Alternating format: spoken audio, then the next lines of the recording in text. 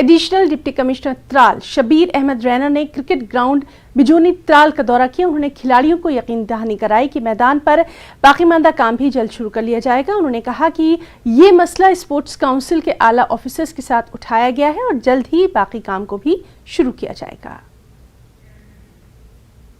परेशानियाँ थी एंड कुछ इश्यूज भी थे, खासकर इसमें मॉलिबिलिटीज़ काफ़ी बहुत ज़्यादा थी एंड फिर उनको परमिशन दिला के उनको कार्ड दिया गया एंड इसकी वजह से आज आपको लग रहा है कि बड़ा स्मूथ सरफेस है एंड स्पोर्ट्स काउंसिल ने बहुत मेहनत की एंड जिसकी वजह से आज आप इसमें अच्छे से खेल सकते हो।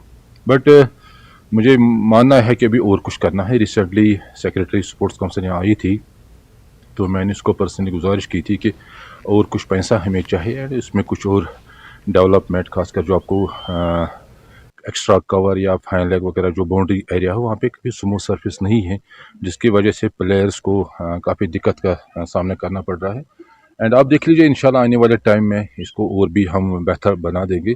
एंड हमने ये भी गुजारिश किया स्पोर्ट्स काउंसिल के हम इसको स्पेक्टेटर्स के लिए भी बाउंड्री के साइड से चाहे ऑन साइड या ऑफ साइड उनको बैठने की जगह मिले, इसको प्रॉपर छत भी रहे ताकि उनकी धूप से कोई दिक्कत ना आ जाए। एंड कोशिश हम बहुत कुछ कर रहे हैं। आज आप देख रहे हैं यहाँ पे क्रिकेट का भी है, फुटबॉल भी का है, हॉकी अब बन रहा है वेरी शॉर्टली, वॉलीबॉल बन गया है, इंडोर स्टेडियम के 22 हम खेल सकते हैं यहाँ पर। एंड ऐसा स्टेडियम हमें पूरे डिस्ट्रिक्ट पुलवामा में नहीं है एंड खासकर जहाँ पर हम दोनों बड़े बड़े गेम्स खेल सकते हैं, क्रिकेट भी फुटबॉल भी एंड शॉर्टली इंशाल्लाह वॉलीबॉल भी।